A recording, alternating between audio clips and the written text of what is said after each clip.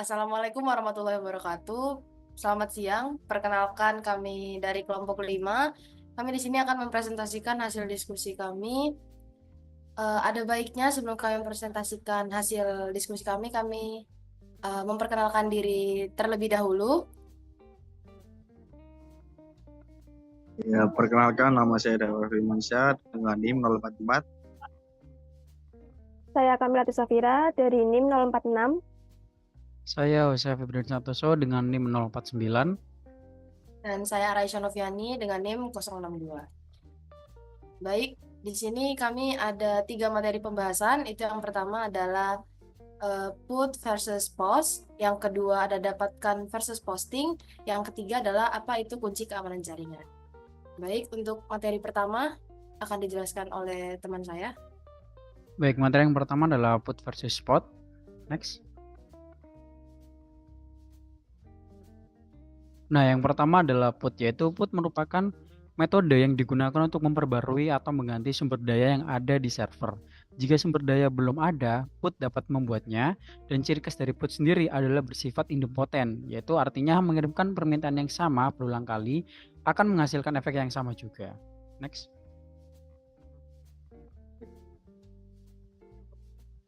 Lalu yang kedua adalah POS. Jadi metode POS adalah metode yang digunakan untuk membuat sumber daya baru.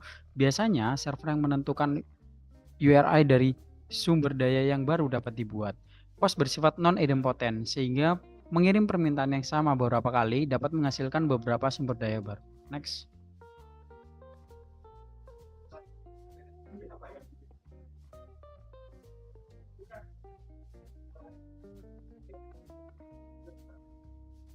Next. Nah, berikut adalah contoh dari metode put. Seperti bisa dilihat ini di atas, jika kita melihat dari HTML-nya itu ketika saat melakukan permintaan HTTP put, server akan memberikan respon berdasarkan kondisi sumber daya yang dituju. Jika sumber daya tersebut sudah ada dan berhasil diperbarui, maka menggunakan data yang dikirim, maka server akan merespon dengan kode status 200 atau OK. Jika mengembalikan data atau 204 yaitu no content jika tidak mengembalikan data apapun, namun pembaruan tetap berhasil. Sementara itu, jika sumber daya yang dimaksud belum ada sebelumnya, maka server akan memberi tahu bahwa sumber daya baru telah berhasil dibuat dengan mengirimkan respon khusus yaitu kode status 201 creator. Next. Berikut juga adalah contoh dari metode POS sendiri tadi. Ketika kita memasukkan beberapa sumber daya, ketika kita memasukkan data yang berulang kali, maka dia akan menghasilkan hasil yang berbeda. Seperti di field 1 itu terdapat ada value 1 dan field 2, kemudian value 2. Okay. Next.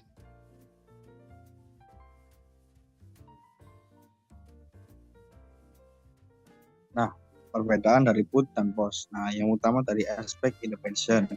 Di put ini dia independent dan sedangkan di post itu tidak. Terus fungsi utamanya put itu yaitu memodifikasi atau mengganti sumber daya yang sudah ada. Terus untuk post ini menambahkan atau membuat sumber daya yang baru.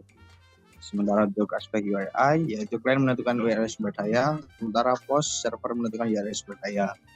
Untuk caching tidak dapat di-cache, namun untuk put tidak bisa di-cache, sedangkan untuk post dapat di-cache. Sedangkan query yang digunakan untuk put yaitu biasanya query update.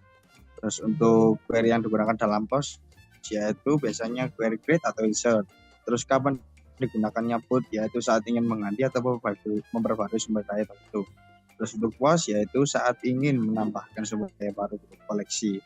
Terus untuk spesifitas yaitu untuk put bekerja secara spesifik terhadap suatu sumber daya. Terus untuk post bekerja secara lebih abstrak terhadap koleksi sumber daya. Next.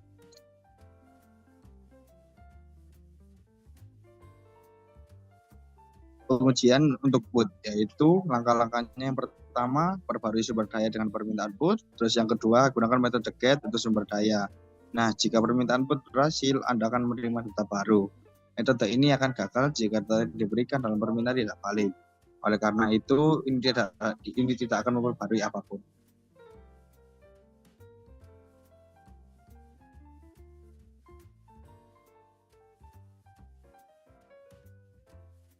Nah, Terus untuk pengujian POS, yaitu yang pertama buat sumber daya menggunakan permintaan POS dan pastikan sumber daya tersebut mengembalikan 200 kode status. Terus yang kedua buat permintaan get sumber daya tersebut dan simpan dalam data dengan format yang benar. Terus yang ketiga, Anda harus menambahkan tes yang memastikan permintaan POS gagal dengan data yang salah. Next.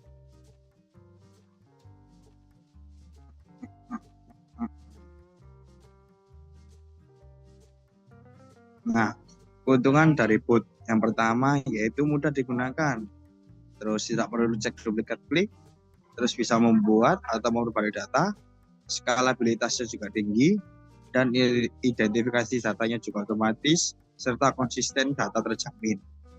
Next.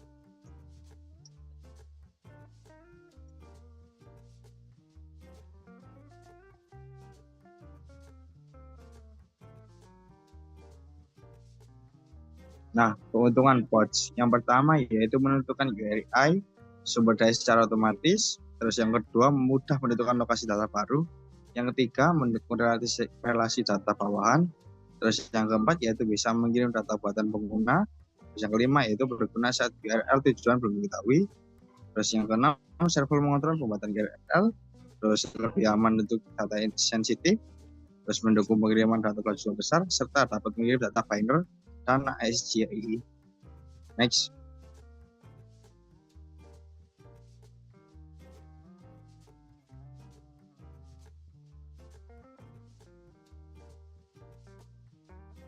Baik, selanjutnya ada materi dari apa itu get dan post. Next.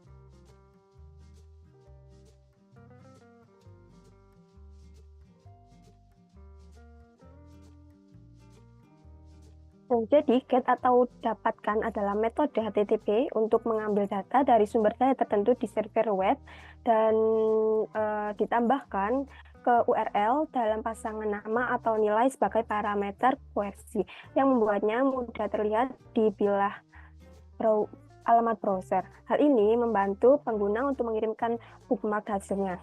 Get lebih baik digunakan untuk data yang tidak memerlukan keamanan apapun atau memiliki gambar atau dokumen apapun. Kemudian ada fitur penting get. Yang pertama, mudah untuk membookmark data dan menyimpan data. Yang kedua, dengan menggunakan metode ini hanya untuk mengambil data dari bilah alamat di browser. Yang ketiga, yaitu panjang metode ini terbatas. Next.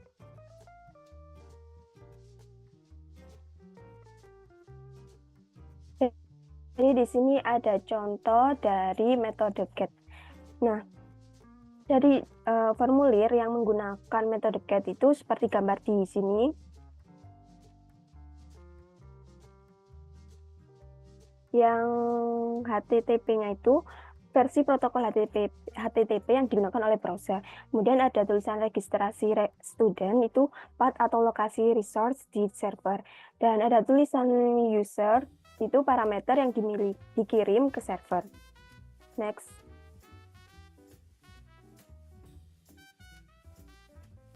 Kemudian di sini ada penggunaan get atau dapatkan. Yang pertama ada kelebihannya. Yang pertama, kelebihan dari penggunaan get itu dapat mengambil informasi yang diidentifikasi oleh request URI atau Uniform Resource Identifier. Yang kedua, untuk meminta data yang diperlukan dengan mudah. Dan yang terakhir, permintaan metode ini dapat dilihat di riwayat browser. Kemudian ada kekurangan dari penggunaan get atau dapatkan. Yang pertama, tidak dapat digunakan untuk mengirim dokumen Word atau gambar. Yang kedua, dapat mudah menandai nilai string query di metode get ini. Yang ketiga, permintaan dari metode get ini hanya dapat digunakan untuk mengambil data. Dan yang terakhir, metode get ini tidak dapat digunakan untuk meneruskan informasi sensitif seperti nama pengguna ataupun kata sandi. Next.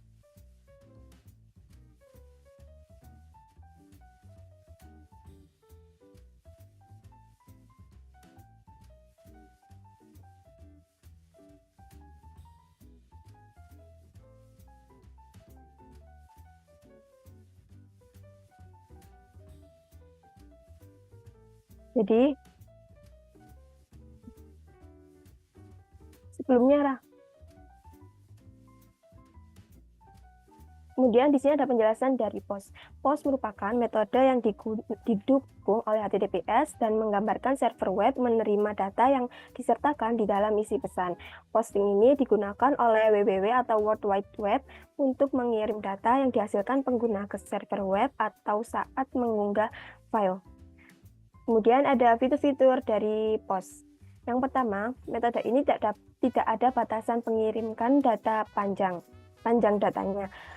Kemudian yang kedua, parameter metode ini tidak disimpan dalam riwayat data. Dan yang terakhir, metode ini mendapat masukan dari badan permintaan dan string query. Next.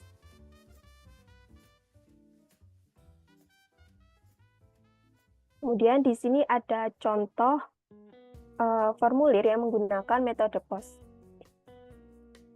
Di sini ada yang tuliskan dari register studentnya itu path atau sumber daya resource yang diminta di server. Kemudian ada tulisan HTTP, itu versi protokol HTTP yang digunakan. Next.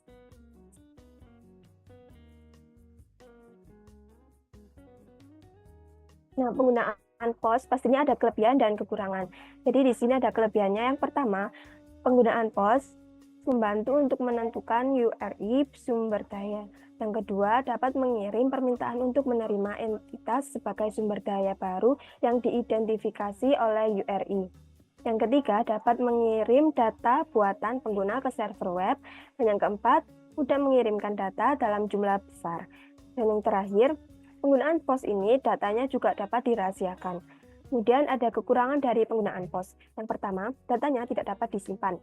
Kemudian, penggunaan POS ini membutuhkan banyak waktu saat mengunggah file biner berukuran besar.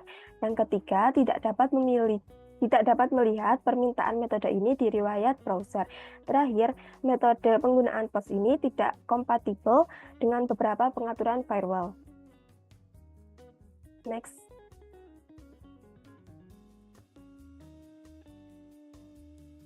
Selanjutnya ada perbedaan dari metode GET dan metode POS. Yang pertama dari GET, nilai terlihat di URL, sedangkan di POS nilainya tidak terlihat di URL. Kemudian yang kedua, perbedaan dari GET-nya memiliki batasan panjang nilai umumnya 255 karakter, sedangkan di POS tidak memiliki batasan pada panjang nilai karena dikirimkan melalui isi HTTP. Ketiga, perbedaan GET hanya mendukung tipe data string, sedangkan POS mendukung berbagai tipe data seperti string, numerik, biner, dan lain-lain. Yang keempat, perbedaan dari GET, permintaannya seringkali dapat disimpan dalam change, dan dari POS-nya permintaannya hampir tidak dapat disimpan. Kemudian yang terakhir, perbedaan dari GET, performa GET lebih baik dibandingkan dengan POS. Dibandingkan dengan POS yang hanya memiliki kinerja lebih rendah dari GET.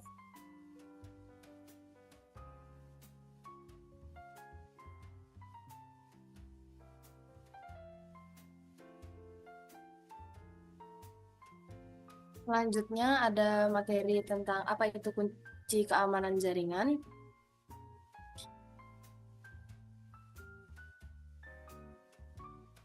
Yang pertama, pengertian kunci keamanan jaringan. Kunci keamanan jaringan ini sendiri itu merupakan kata sandi atau tanda tangan digital yang mengotorisasi akses ke jaringan nirkabel. Nah, ini itu berguna untuk menciptakan koneksi yang aman, mengautentikasi jaringan, dan melindungi dari hak akses yang tidak sah. Kemudian, mengapa kunci jaringan ini diperlukan?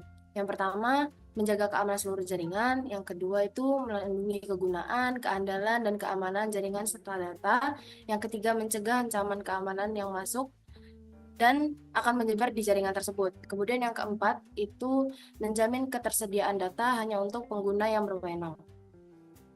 Selanjutnya ada jenis kunci keamanan jaringan. Yang pertama ada WPA atau akses terlindungi Wi-Fi. Ini maksudnya kunci ini merupakan sistem keamanan yang mengekskripsi data dan melakukan verifikasi pengguna untuk mencegah akses tidak sah ke jaringan nirkabel. Selanjutnya ada WEP atau privasi setara kabel. Nah, ini tuh merupakan kata sandi yang berbentuk kombinasi angka dan huruf heksadesimal. Nah, ini digunakan untuk mengamankan jaringan WiFi, dan kunci ini juga memungkinkan untuk pertukaran data terenskripsi antar perangkat dan mencegah pihak luar membaca pesan. Kemudian ada WPA 2 atau akses terlindungi Wi-Fi. Nah, di sini kunci keamanan ini digunakan untuk melindungi jaringan nirkabel. Nah, ini tuh dia lebih kuat dan lebih aman dibanding dua kunci keamanan jaringan sebelumnya. Nah, kunci ini mengekskripsi data yang dikirim melalui jaringan dan memastikan bahwa hanya pengguna yang berwenang saja yang bisa mengakses jaringan serta data yang dapat dikirim.